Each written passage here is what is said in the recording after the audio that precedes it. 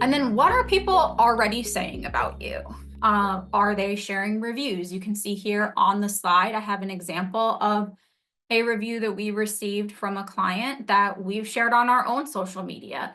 So whether you have a video testimonial from someone or you go to your Google reviews and you grab a review and put it on a graphic like this, or sometimes people will even share screenshots of Google reviews, which is not obviously the most aesthetically pleasing, but it gets the job done. And then FAQs. What are you consistently getting asked about either in person or on your social media itself?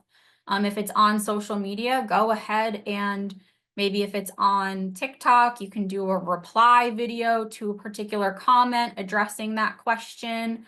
If it is just in the comments itself on a platform that doesn't have that feature, use that and say, we got this great comment on social media. We wanted to share this in case anyone else is wondering, or perhaps it's things that you get in person quite frequently.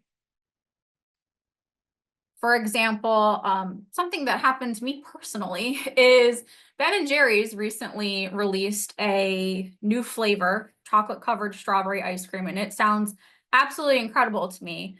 And I've been trying to find it everywhere and I can't find it. And I noticed that in the comments on their Instagram, there's a lot of other people like me looking for this ice cream. And now they have since shared content saying, we've heard you. Here's how you use our pint locator to figure out where you can find it near you. And they're actively engaging with those comments so that people can find this flavor.